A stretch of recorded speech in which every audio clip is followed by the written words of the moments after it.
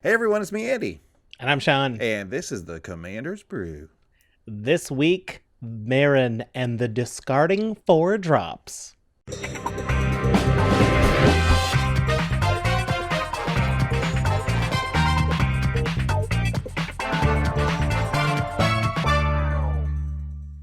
Hey everybody, thanks for checking out the Commander's Brew right here on YouTube. You know what to do. If you want to help us out, just run down there, hit that subscribe button, leave a little comment there. Really helps us out. And if you really want to go the extra mile, you can check out our Patreon, patreon.com/commandersbrew. You'll get access to our Discord there if you choose to donate, and there's other perks as well. The Discord is the place where we're brewing these decks. This is where we get input directly from our patrons, and this week was no difference. We had a lot of amazing feedback, a lot of amazing suggestions. So this one is really a brewed in Discord deck. A lot of fun. Check us out there at patreon.com/commandersbrew. But let's get into today's deck tech, which is one that I've been looking to do for a long time. So basically, where I started with this one is with the commander that came out. It's one of the experience token Yes. commanders, right? Yes. And it's probably I think it's the most built around, or at least from that set. It's the most used commander. And of course, I'm talking about Meren of Clan Naltoth. So basically, what I wanted to do is I wanted to use Meren in a different way than she normally gets used, which is as this like sacrifice-based disgusting value engine, as we say on the show. Meren is an incredible commander. I'll read her so we all get the gist of what's going on here. It's 2 black-green for legendary human shaman, 3/4. Whenever another creature you control dies, you get an experience counter. Another creature you control dies. And then at the beginning of your end step, choose target creature card in your graveyard. If that card's converted mana cost is less than or equal to the number of experience counters you have, return it to the battlefield. Otherwise, put it in your hand. So you get it to your hand no matter what, the card you target in your graveyard. And then if its CMC is lower than the number of, or equal to, right? The number of experience counters, you just get it right back to the battlefield. So, like, we're talking crazy value, right? If you can have Yeah. Meren get out there and stick and have a couple creatures die, she just generates incredible value because you're just sacrificing creatures, you're getting them back. Even if you're getting them back to your hand, it's still really good. So it's incredible. And it also means that like she's kind of brewed that way all the time. Like you just have a couple sack outlets. Some of those good creatures that sacrifice themselves are really great for Meren. I remember making a deck and using a bunch of those Eldrazi Scion type things where like Yeah. you put this guy down, he makes like 3 Scions, like bam, bam, bam, bam, you sack them all right there. That's 3 counters for Meren, and then all of a sudden you sack that guy and then bring him back, and then there's more. It's just like it gets crazy. But that's not what I was looking to do because I find that that's a lot. And Meren is kind of this. Everyone has a gang up on Meren because you have to like get rid of her graveyard. You have to stop her from being cast. You have to kill her when you on site when you see her. So I'm trying to like do this thing where Meren is obviously still a very powerful part of the deck, but we're brewing around this ability in a different way. So I took this to Discord, and we got some really great ideas. And I'm going to give a bunch of shout outs to the guys who helped. But I got to start with the what the deck is kind of brewed around, which is Brandon I's suggestion of a little card called Flesh Writher. And Flesh Writher is a disgusting name and a And disgusting it's bit a of art. disgusting picture. But I Yeah. mean, if this was Contra, I know where its weak spot is. Exactly. If it's any video game, you're aiming for that belly button. It's a big red dot for a belly button. That's the universal game code for shoot here. Shoot here. This was where it will hurt. um, yes, it is true. And so Flesh Rider is a really weird card, as you can tell if you're listening or watching. But it's from Future Sight. It's a 2/2 black for a 3/3 creature. It's a horror, and it has the ability Transfigure, which I believe, and I know it. This is a Future Sight card. This is the only creature with Transfigure on it. Transfigure is just like many of the future sight abilities. They like made up an ability, gave it to one creature, and then like, oh, later on we'll make, more of them maybe. But no, they haven't made a. They're very similar. Like it's very similar to an existing thing as well. And they just haven't done it with Transfigure yet. But anyways, this is Brandon's idea. He was thinking we could use Flesh Writher and the Transfigure ability to with Meren quite well. So here's what Transfigure is. In this particular case, which is the only case, Transfigure, you pay 1 black, and you sacrifice this creature. Then you search your library for a creature card with the same converted mana cost as this creature and put that card into play, then shuffle your library. And you can only do it as a sorcery. So it's very similar to Transmute. Right? That's the one where you discard the card from your hand, pay the cost, and get a card of the same CMC to your hand. So this is arguably worse, right? You have to pay for the creature and then you have to do it, and then you have to sacrifice it. So it's like a worse Transmute. Yeah. But in this case, it's really good because obviously we get this little death trigger with Meren, if the Flesh Writher's out there. And then we have a complete host of 4-drops because Flesh Writher, of course, can get us only 4-drops.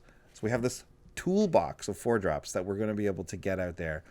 And we're also going to tie in another little element, another little strategy into this deck. And that's why... and where we will start all of the neat moves. Working on a neat moves. Okay, so starting with Flesh Writher, like I said, we're going to transfigure this thing. We're going to get a bunch of 4-drops. Basically, every creature in the deck is a 4-drop. There's very few that aren't. There are a couple, but there's not a ton. But starting with Flesh Writher is where we where we start, and then we're going to take a bunch of 4-drops, and there's going to be just like a bunch of stuff that that is going to be helpful in different situations. I played this deck a tiny bit, but when I did, it was really great because I was like, I'd be in a situation, and then I was like, ooh, I need a creature that does this, and then I'd look for a 4-drop that does it, and I'm like, ooh, bam, there is one. So I got a thing that kills something. I got a thing that. So anyways, but before we get into those, Sean, I'm going to get you to read us those. Another thing that I think was Brandon that pointed this one out, is Necrotic Ooze kind of acts like a doubler for your Flesh Writher. So if for some reason you have your Flesh Writher stuck in your graveyard, if you ever cast Necrotic Ooze, which is the 2 and 2 black for the 4/3, it has as long as it's on the battlefield, it has all activated abilities of all creature cards in all graveyards. So you're going to be able to just get good value off this in general, just because there's going to be some cool abilities around. But also when your Flesh Writher's in your graveyard, Necrotic Ooze is just another Flesh Writher. The funny part is that Necrotic Ooze is still 4 mana. So it's not going to be able to change what it can go get. Which is like kind of, it's fine though. It's kind of fine because this way we really just get to narrow in on those 4 CMC, right? So like if for some reason Necrotic Ooze is like a 5-drop, then we'd have to be like changing. We'd have a bunch of 5-drops also. So I'm actually kind of fine with confusing. The fact. Exactly. I'm fine with the fact that it's another 4-drop. But let's take a look at some of these 4-drops we've got running. Just to take a quick peek at what we can do if we want. Yeah, we got the Mr. Longface himself, the Ravenous Chupacabra. It's a 4-drop, 2 black, 2/2. When it enters, destroy a creature an opponent controls. We've got Solemn Simulacrum, a classic 4 mana for a 2/2 artifact creature. When it enters, tutor up a basic, put it into play, tapped, and when it dies, you may draw a card.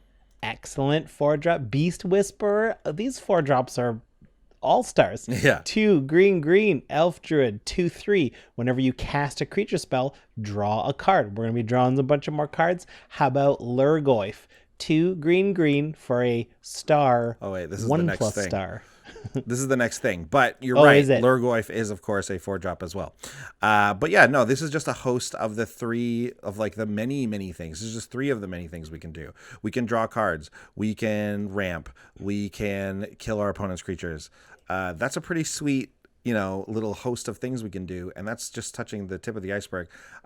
You jump the gun with Lurgoyf, but if you need a giant creature because your graveyard is filled with creatures, which it will be, and again, and I'm going to get to how we're going to do that even easier in a bit, but Lurgoyf is actually an awesome creature because it comes out and it's like it'll be like an 8/9 or an 8 or a 9/8 because Lurgoyf is the creature that its power is equal to the number of creature cards in all graveyards, very important, and its toughness is equal to that number +1. So you get that weird like Tarmogoyf thing going on. Yeah. But actually way better in this deck than it looks. No trample or anything. It's just kind of a big beater.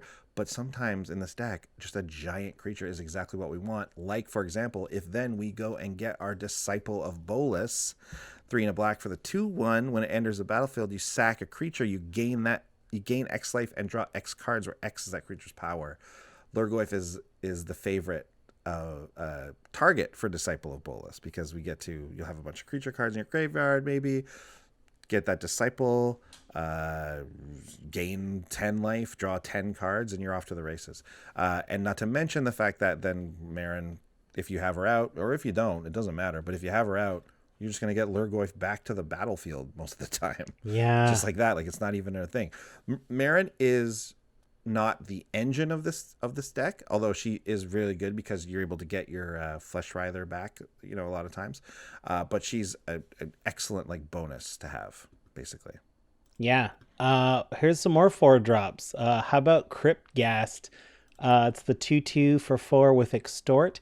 And whenever you tap a swamp, you get an extra black in your mana pool.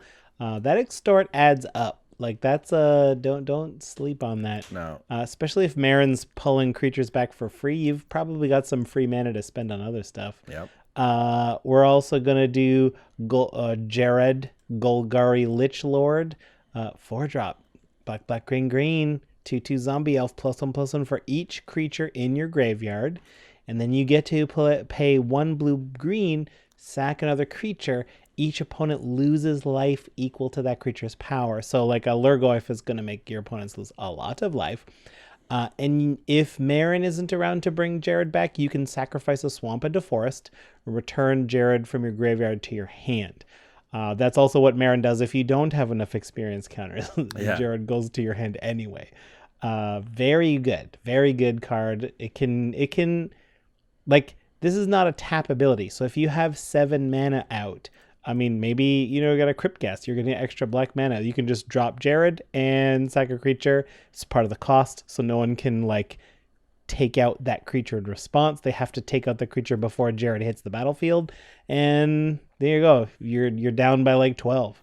Because we're kind of tutoring, I guess, a lot in this deck, because that's essentially what the... Transfigure, is that what it's called? I can't even remember. Transfigure. Yeah, Transfigure. Because that's what it does. I didn't want to get into this thing where we're always going to be obviously going for our one thing that's going to win us every time. So the like kind of fun thing about Jared is that yes, this ability is really great, but if you're low on creatures in your graveyard, then like Jared's not the creature you're going to go get right away. But if it is, this is what can help you end the game. So it's not like your first 4 thing, you're always going to get this, and then you're always going to get that, you're always going to go get this. It's going to be a little bit of am I up in the game? Is someone else up? Am I going to have to, like, do I have to take care of a troublesome permanent? Do I have to, kill something? Or do I have to try and get more creatures in my graveyard? It's going to be different decision points at different points in the game. So, and this is when you're going to look for it near the end, because Jared is just he can close out the game quickly here. Mm-hmm. Next, so that last ability on Jared rolls into our next ability here. So sacrifice a swamp and a forest, return Jared from your graveyard to your hand. Nice little ability, works quite nicely with this little combo. We got Nantuko Cultivator, which is 3 and a green. When it enters the battlefield, you may discard any number of land cards, put that many +1/+1 counters on Nantuko Cultivator, and draw that many cards. So you get to, like, basically cycle all of your lands that you have in your hand. Keep that in mind. That's going to come into play in a second. Combine that with World Shaper, 3 and a green for the 3/3. Whenever World Shaper attacks, you put the top 3 cards of your library into your graveyard. And then when World Shaper dies, you put all land cards from your graveyard onto the battlefield tapped.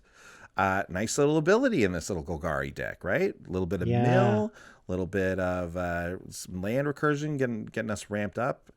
Because I'll tell you this, when you do get into the thing where you're trying to cast Meren a couple times, she gets expensive because people know to kill her. So getting these lands out of your graveyard is going to be great. But how are we going to be putting all these lands into our graveyard? It's not just Nantuko Cultivator. It's not just Jared.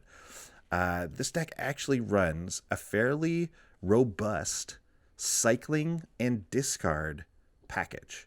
So we have a bunch of stuff where we're going to be just discarding creatures and cards and lands and everything from our hand for all kinds of different value as well. And it ties into this 4-drop thing, which is incredible because these were both like, these are kind of two different deck suggestions from our Discord, and they kind of marry together surprisingly well. Wow. It's really fun. So, Sean, why don't you take this guy right here, this first guy for the cycling and discord? A must-have. Bone Miser is a rare non-4-drop in the deck. Yes, that is true. 4 and a black, zombie wizard 4/4. Whenever you discard a creature card, create a 2/2 black zombie creature token. Whenever you discard a land card, add black to your mana pool. And whenever you discard a non-creature, non-land card, so this covers all cards, draw a card. So whatever you discard, if it's a creature, you get a creature in the form of a zombie. If it's a land, you get mana, which is what lands do. And if it's anything else, you just draw a card. This is a reverse waste knot, I guess, on a creature. And I can already see where this is pointing because we've been, we're discarding a lot of cards, sacrificing cards. That Nantuko thing, just throwing those lands right away to draw cards, but also get mana from it. Yeah, Pretty exactly. Nice. Pretty nice. Take these next two as well because these are going to tie in to Bone Miser. So how about Crypt Breaker? That's a zombie. It's 1 black for a zombie. Oh man, I love this card. Yeah, it's good. 1 and a black, tap, discard a card, put a 2/2 black zombie creature token onto the battlefield. And depending on what you discard, you might be getting more stuff. So that's already one of Bone Miser's things, which is like if you discard a creature, you get a zombie. Well, with Crypt Breaker, you discard something, you get a zombie. You'll probably discard a creature in this deck. So if you have Bone Miser out, you're getting another zombie, which is pretty nice. And you get to tap 3 untapped zombies you control, draw a card, and lose a life. This gets around summoning sickness. Nothing matters. It's just a static ability on there. Man, this card is excellent. I think I need to run this card more. It's good, like not even in a zombie deck. You don't need, because this thing obviously makes the zombies for you. And just saying, like you're playing black, you're playing something where you want to discard cards or at least have creatures in your graveyard. So you probably have a couple of random zombies around. Like for example, Bone Miser is a zombie wizard. So like you've got a couple of random zombos. Crypt Breaker can make you 1 or 2 of them, and then that's all you need because then it's just like a what's it called, Phyrexian Arena. Jared Golgari Lichlord is a zombie elf. Is a zombie. There you go. And I'm sure there's more. I'm sure there's a ton more in this deck. Tons more. So this is nice. And then you also have this little addition. Oh, we've got all the cycling lands like Barren Moor. Just play them early or cycle them late, get some extra mana. Archfiend of Ifnir, 3 black, 5/4 flying. Whenever you cycle or discard another card, put a -1/-1 counter on each creature your opponents control, and this thing cycles for 2. Yeah. So this was another addition from Discord. So obviously Archfiend of Ifnir are going to work really great when we're cycling and or discarding stuff. But read this next card too, and I'll find who. I'm just going to quickly double check. Okay. That suggests. How about Generous Patron, 2 and a green, Elf Advisor, 1/4. When Generous Patron enters the battlefield, support 2. So you get to put a +1/+1 counter on each of up to 2 other target creatures. You're allowed to do it on your creatures or opponent's creatures. Whenever you put 1 or more counters on a creature you don't control, draw a card. So this is our boy Clockwork 12 with this suggestion, and made a great mention of the fact that Generous Patron is almost a one-sided board wipe with Archfiend of Ifnir when you get to your end of turn. Because what's going to happen is your opponents have a few creatures, even if it's like 3 or 4 creatures, whatever. Archfiend of Ifnir is out. Whenever you cycle or discard another card, you put a -1/-1 counter on each creature your opponents control. That's 4 or 5, however many creatures your opponents have, triggers for Generous Patron, because it's whenever you put 1 or more counters on a creature you don't control, draw a card. Any counters. I didn't know that's how Generous Patron worked. I only thought it was these counters. Yeah, right. Of course. So wow. So then obviously you've drawn a ton of cards, and then either maybe you have one of the discard outlets out already and you can just do it right then, or you go down to hand size, but you just pitch probably, I don't know, 7 or 8 cards, and then that gives everything -7, minus whatever it is. So you've killed those creatures also. And the great thing about this, obviously Archfiend of Ifnir is like a must-have in these discard cycling decks, but Generous Patron does work very well on its own as well. Just being able to play a creature that comes out and either buffs something you have or just throws 2 little counters around, draws you 2 cards. That's great with Meren. That creature can die. That creature can sit in our graveyard. That creature can be brought back if we need to draw cards. It really is good. Like, it's just solid all on its own. If there was no other synergies in the deck, this card's still very good. Very strong. So yeah, that was Clockwork 12. Huge suggestion on that one. This one's fun. I found this one and thought this is a neat little interaction. We couldn't find it. Okay, hang on. It is Arkbow is ARKBOW. This is Vivian's Arkbow. Vivian's Arkbow. 1 and a green for the legendary artifact. You pay X and tap it, discard a card, look at the top X cards of your library. You may put a creature card with converted mana cost X or less from among them onto the battlefield. Put the rest on the bottom of your library in a random order. So, obviously, we're going to try and look for 4. 4 is the magic number. You can go higher if you want to dig a little deeper. But this is going to be really good for when you want to just either like dodge a couple. Maybe there's some counter spells or something you want to dodge. You're not casting these creatures. But also just a fun way to discard, to get cards into your graveyard, to get probably like I said, there's a ton of 4-drops in this deck. It's like 20 something 4-drops. So you're probably going to hit a creature. You're probably going to hit a 4-drop if you even just do the 4. Get that creature out, and then Meren can take this card that you discarded and bring it right back a lot of times. So it's actually, Vivian's Arc was a weird card. It does what it does in that, like, it dodges counter spells and things like that. But in this instance, the discarding a card usually being kind of a downside is actually a major upside. You want to discard a creature with this. Yeah, and like I'm happy to do that with a land I don't need to. Absolutely. Like that's also fine. Yep, definitely. So, very nice. Nice to get your dig on. It kind of gives you them flash too. Like you can do this at flash speed. Yeah, true. Neat. Yeah, neat. A neat move. And so I know you've got Key to the City in here. This is a 2-mana artifact where you can tap to discard a card. There's that phrase again. And make up to 1 creature unblockable this turn. And when it becomes untapped, you can pay 2 if you do draw a card.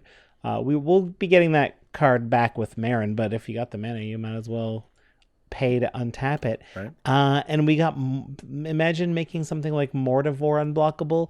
Oh, that's a 4 CMC creature, 2 black. It's another Lurgoyf.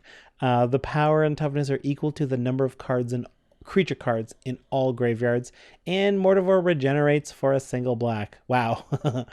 Regeneration on a 15/15, pretty nice. Exactly. So Mortivore, Jared, Lurgoyf.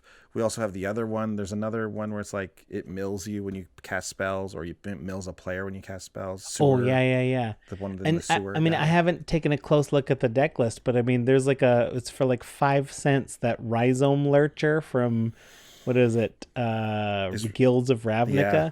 Is that a 4-drop? Those are all the ones I mentioned are 4-drops. Yeah, this Rhizome Lurcher is a 4-drop. Oh, wicked. I should put it in. It enters with +1/+1 counters based on your creatures in the graveyard. I should put that in. I should put that card in. That'd be great. Because these big guys are really good for this, right? You get Key to the City, or there's some things that give trample, stuff like that. But Key to the City is one of the best ones because we can make them unblockable completely and get in there with a lot of damage. So yeah, that's kind of it, right? We're building up our graveyard just as you would in a classical Gari deck. We're doing it a slightly different way with the discarding and the cycling and stuff. And don't forget that when you're cycling, you're actually also discarding. So when you cycle a land, if you have Bone Miser out, Bone Miser sees that cycle because it is a discard, because as part of the cycling, you discard that card. And draw another one.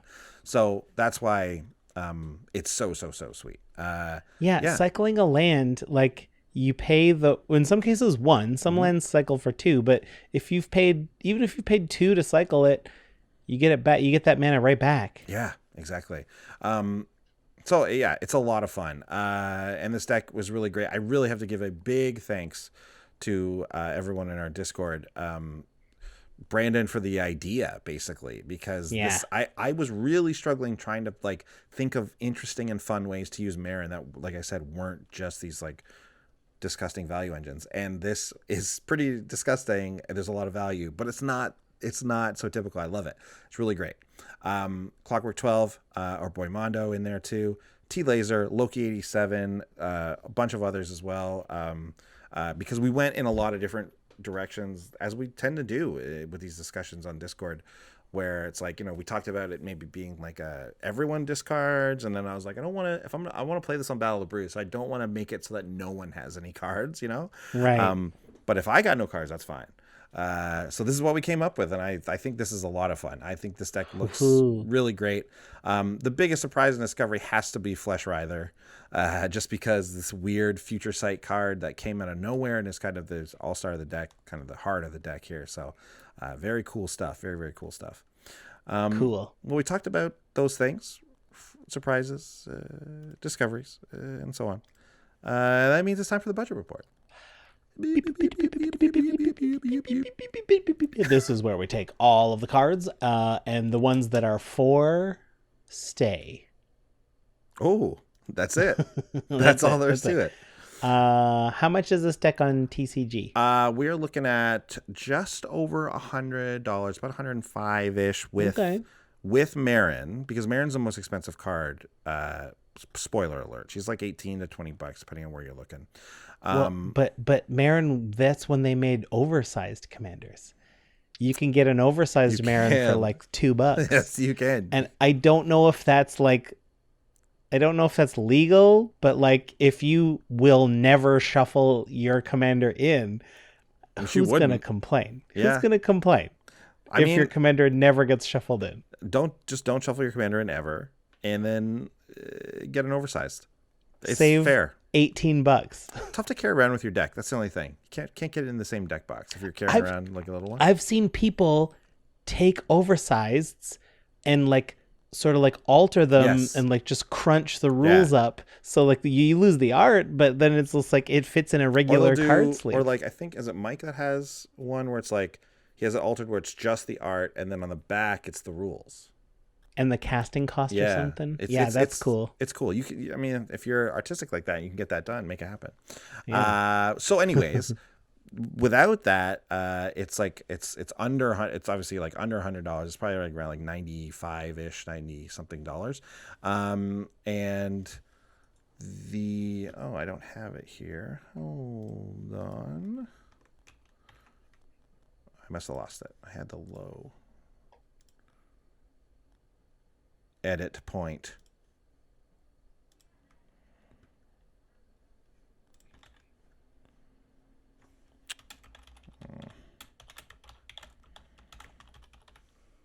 Close the damn thing.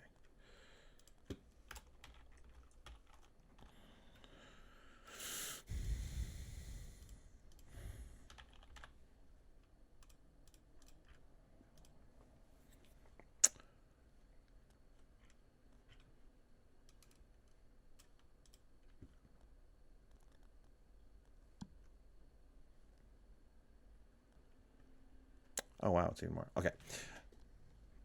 And the low, you're looking at just under $70, so like 67-ish bucks. Not too bad. Yeah, get those old beat up versions, and this is a pretty affordable deck.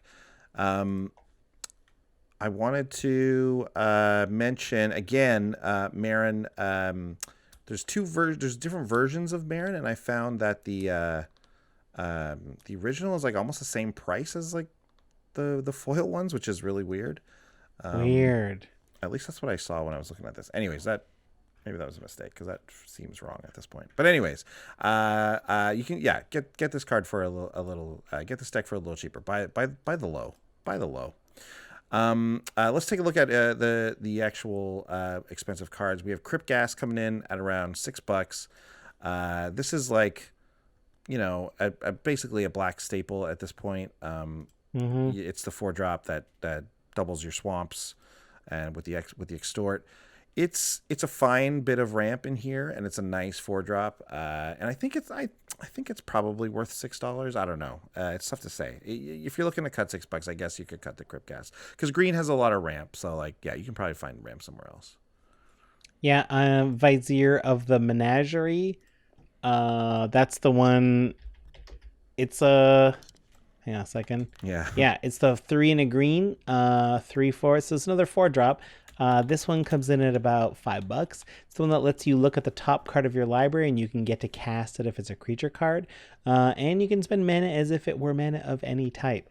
Just a fantastic value card, right? Being able to play off the top of your deck is great value because, you know, it's like your hand is bigger by 1 if a creature's on top. Yeah, especially since this is a mostly creature deck. Like there's overwhelmingly creatures in this deck. Right, so. right. And then sometimes you can just chain them. You're like, oh, that's on top. I'll cast that. Oh, look at this one on top. I'll also cast that. Great. Yeah, once you start getting like big multiples of 4 mana, once you have like 12 and 16 mana available to you, you're like that.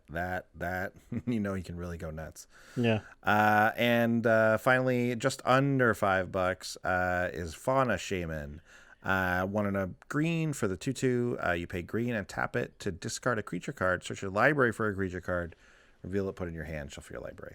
This is a little creature tutor, just a very good card, a lot of value there. And we're getting extra value from the discarding a creature card interactions that we have in the deck. We've got all the stuff from Amonkhet, the stuff that's like when you cycle something or discard something, pay 1, put a -1/-1 counter on it, and so on and so forth, right? So we get a lot of those types of abilities, and Fauna Shaman works quite well with all those. So that being said, you know, if like, I know in Canada, like our prices are a little higher, so like you probably can't find a Fauna Shaman for less than like $9 Canadian.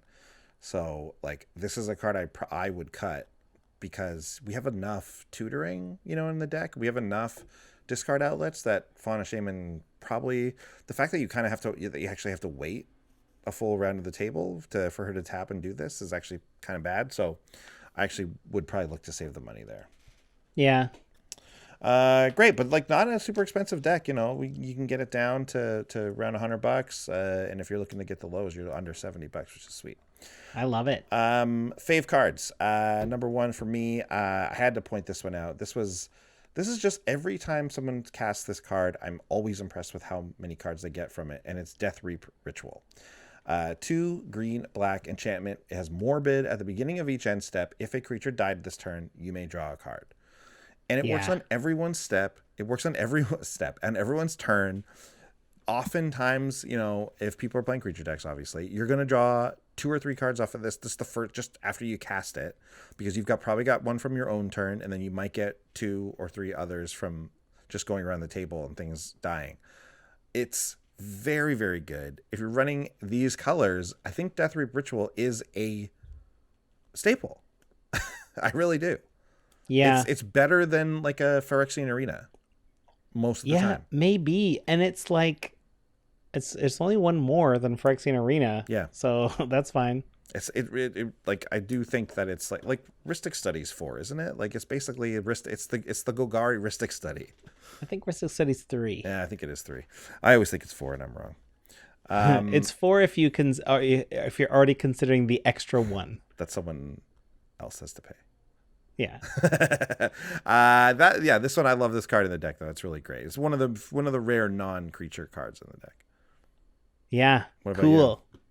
Well, my favorite is going to be Llanowar Mentor. Ooh. It's a green for 1/1. You'd think this is a straight mana dark, but it's a little different. It's a green and tap, discard a card, which we like to do. Put a 1/1 green elf. You get to create a 1/1 green elf druid creature token named Llanowar Elves that taps for green. So this thing isn't a mana dark. This thing makes mana darks. And in this deck, this is the perfect deck for it. Like being able to discard a card to do that. There's another 1-drop too, right? I'm happy to if anything happens to it, Meren gets these back, no problem. Very easily. Yeah, I was thinking about putting Llanowar Elves and those types of cards in this deck, just because, like, hey, creatures are great here. Little mana dorks are totally fine in this type of deck. We're not worried about them dying. Land of War Mentor is just like, oh, well, why don't I just put a thing that makes them? Yeah. You know, and then we really don't have to worry about it. So Land of War Mentor, yeah, like you said, double synergy works great. Mm-hmm. There you go. That is the deck. Fun. Yeah, man. I think I'm gonna enjoy this, putting this one together, because I've had a Meren deck for a while and it's been a little boring, to be honest, because it's just kind of built the way that you would when, you know, once you first came out, you know, we were all like, oh, great, this is fun. And then you put together this deck and you play it once, you're like, okay, so this is what everyone's Meren deck is like, huh? So I'm happy to find this different angle on it and try and put it together. Yeah, that's super fun. Man, real proud of our Discord gang there. They did a lot of work on this one. This one was, really fun, really good stuff. So yeah, if you want to get in on that, help us out, become truly a part of the show. That's the place to do it. Patreon.com/CommandersBrew will get you in there and get you brewing. Great. Well, thanks for checking this week's episode out, everyone. I hope you had a good time. I know I did. This is great. I can't wait to go play this deck, which I will hopefully do soon on Battle of Brews, which is right here on YouTube. Check it out.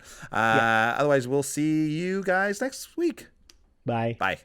Thanks for watching. If you love what we're doing, consider supporting the show by going to patreon.com/commandersbrew. And if you want to get any of the cards from our deck list, go to our TCGplayer affiliate link below. That helps us out too. And for a free way to help us out, consider sharing the show with some friends. Like and subscribe, add a comment or two. See you later. Bye.